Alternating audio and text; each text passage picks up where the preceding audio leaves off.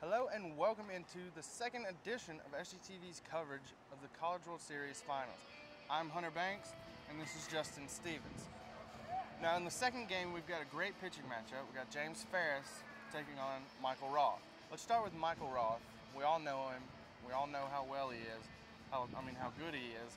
But it's his final start. Do you think he's going to come out with a W? How do you think he's going to do? Well, there's no need to tell USC fans and give them stats about Michael Roth. Everybody knows about Michael Roth in this College World Series. He picked up a win against Florida, complete game against Kent State in the first elimination game, and he's looked phenomenal.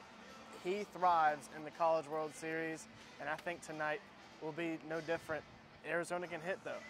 I think when Roth comes out of the game, if he does come out of the game, we don't know if he's going to throw a complete game or not. I think USC will have the lead, but Arizona will have a couple runs on him.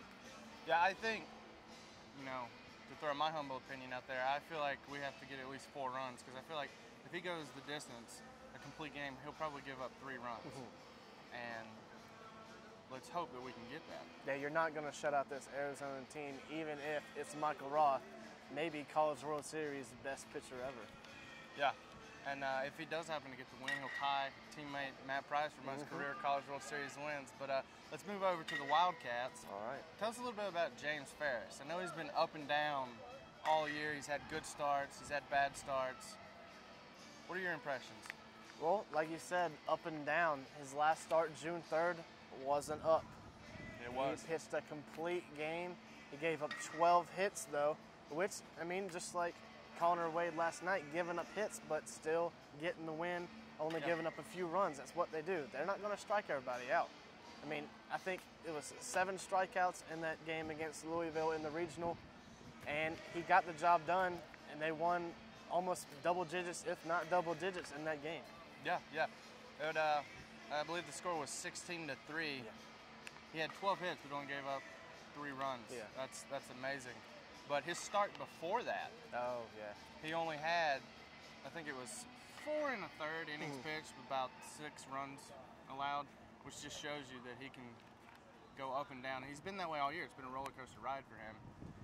But how are the Gamecocks going to attack him? Gamecocks, they just have to get contact with the ball and hope something drops. You can't wait for the pitches, or you're just going to waste strikes, and then you're going to get a 2-strike that's, maybe on the outside corner, and you're going to have to swing on it, and it might not be the pitch that you want to swing at.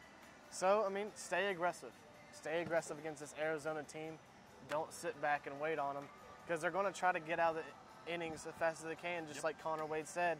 He's just going to throw strikes. He's not going to mess around with the count and try to strike people out. He's going to throw strikes and try to get some ground balls or pop outs, and USC is just going to have to take advantage of it. They're just going to have to hit the ball. Yeah. Do you think Tanner might come out with a different lineup? Do you think he might make any switches?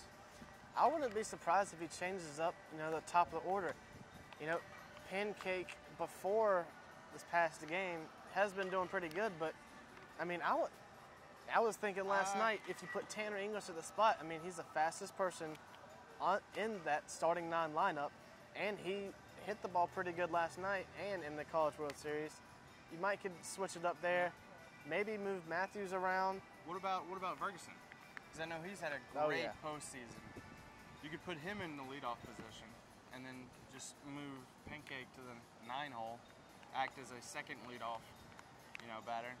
And but I feel like Tanner English is going to have a big impact on this game. I don't know how, I don't know where, but I have a feeling about Tanner English.